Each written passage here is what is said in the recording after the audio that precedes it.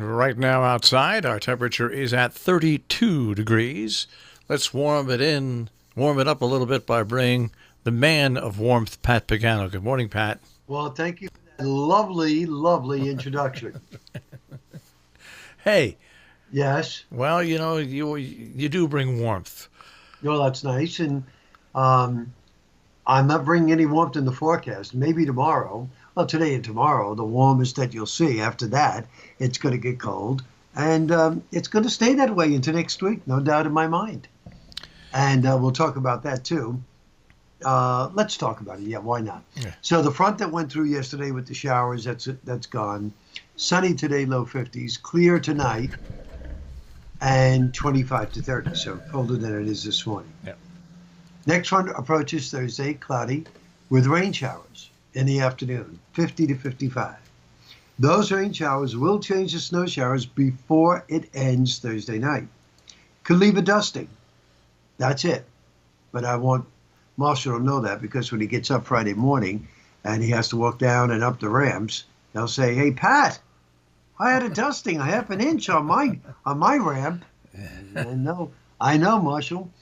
Friday will be a sunny, brisk, and cold day, and again there could be some leftover flurries. That's it, with a high near 40. Saturday's okay, sunny in the low 40s, and then Sunday is cloudy with temperatures of 45 to 50. So no precipitation over the weekend, and it does get milder on Sunday. However, there is another front that's going to go through on Monday. And then if a storm develops on that front and works our way, we could have problems on Tuesday. Now, the euro has been flip-flopping like a fish out of water, which is not characteristic of the euro. Usually it's very consistent, but that only goes to show you, in my opinion, the nature of the pattern that we're dealing with. I am going to call up right now the raw data from the euro for us, Okay. just to give you an idea of what it is saying. Because when I looked yesterday, it was saying an inch or two. This is for early next week. That's an inch or two of rain, right? No, of snow. Oh, snow. Okay, okay. Okay, so now what it does, by Tuesday morning, this is, of course, next week. It has to be. Today's Wednesday. Yeah. It's telling me that you'll have a half an inch on the ground when you wake up Tuesday morning. By the time the sun sets Tuesday night, you could have as much as an additional 9 inches. And then overnight, you could have an additional 4. So they're giving us a total of 13.8 inches of snow. For when? Tuesday into Wednesday of next week. And what do you think about that? I think the possibility is there for the first significant snow of the season. I don't know if it's going to be that much. That's my only question. And that's one of the reasons why I picked the 15th for the first significant snow. And this could happen by the 13th. But we'll see, because, when you look at, even the American GFS, I'm going to take a look at that with everybody right now, too, because I didn't look at the new version of the GFS. I know that earlier this morning, when I looked at it, it was almost in sync with the euro. That made me nervous. Now, the new version of the GFS is out, and Tuesday morning it shows snow all over the region, covering the whole area. And let's see, does it end? They have it ending Tuesday night, whereas the euro continues it Tuesday night, so they're faster to bring it out. But the point is here is that now you have several models, even the Canadian, showing snow by Tuesday. So I think, that's going to probably wind up being the first real wintry event of this fall season. And it could be a big one. And it could. We'll have to see. My tendency is not to buy this stuff hook, line, and sinker when it comes out. We'll just wait run after run. I'll keep you updated on that. I'll also tell you to sit back and grab your popcorn. I did get to see Maleficent 2 yesterday. What did I think? I think as far as Disney goes, you cannot take away the animation.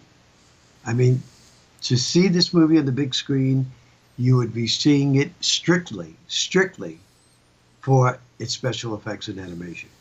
Otherwise, it is definitely a movie that you could see at home.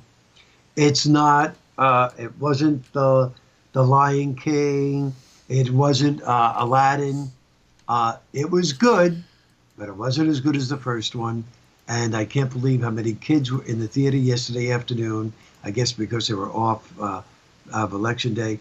I thought there were times when the movie was a little bit on the violent side, and there were young kids there watching it, but they all seemed to like it. So that's my review of Maleficent number 2. Now, what's Maleficent about? I haven't. Well, you know, she's a Disney character. Yeah. What does she do?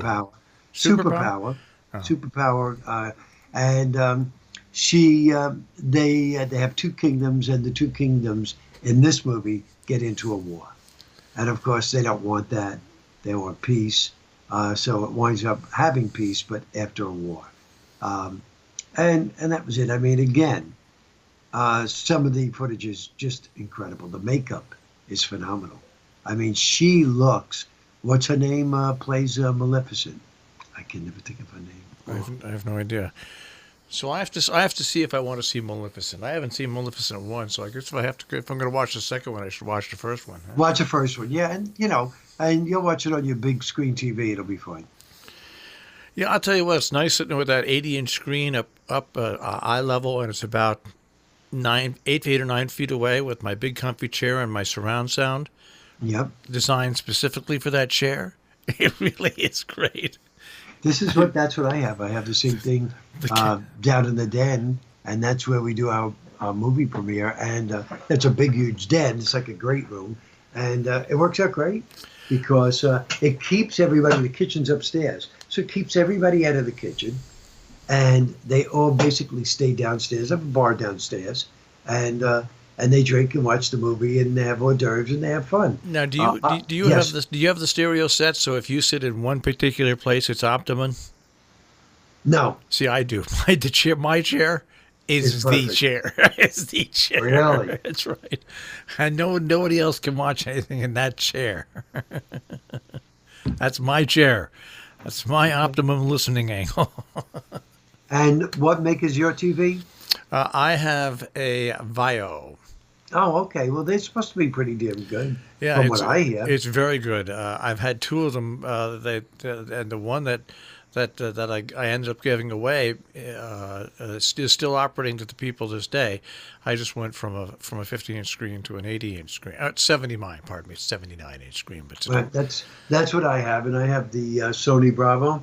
Yeah, I've got Sony Bravo in my bedroom. Yeah, it's not that big. Excellent TV. Yeah. But all right, it was funny. I was so psyched for watching The Watchmen the other day. I pulled out the movie last night and watched the original movie, which is 2.5 hours long, by the way, might I say. I remember seeing that many years ago. Yeah. So I pulled that out and I watched that yesterday. Wow. I love that movie. I just love that movie. Interesting. Yeah, it shows you what my mind is like. It's hard to believe that movie now is 10 years old. The original Watchmen. I was just going to say many years ago. 2009 is when it came out, and the comic books are from. And did you hear about The Irishman, the movie The Irishman with De Niro? No. Now, supposedly this is the role of his life, from what I hear, critics. Now, this is going to be in Netflix, but right now it's in limited showing in the movies before they put it on Netflix. And if you want orchestra seats to see it, it's $100 a pop. I'm sorry. I'll wait till it's on Netflix. I've got my own orchestra. Can you imagine? Right, you can sit right in your seat. But they are raving about this movie. They are saying that it is definitely one of the best. What's his name? Joe Pesci is in it too. Joe Pesci? Pesci, yeah, Pesci. Joe Pesci, De Niro. I forget who else is in it, but they say De Niro's outstanding. Joe Pesci at his when he and his brother get beat up in Casino at the end. That's one movie scene I just never ever will forget. When they got beat up with the baseball bats. Oh my God! I'm squirming just now talking about it. Yeah. Ooh, wow. It's a scene like that that you really don't have to show. If you see the people coming at you with a baseball bat, and you see them swinging it. There's no need to show anything else. Anyways, I love the movie. By the way, that was a great movie. But yeah, that was a. I'm sitting here cringing just thinking about it. All right, Pat. I'll cringe about the weather next week, but we'll speak to you tomorrow. That sounds good, Marshall. Take care, buddy. Bye-bye. Pat Pagano this morning in the Weather Center here on Robin Hood Radio.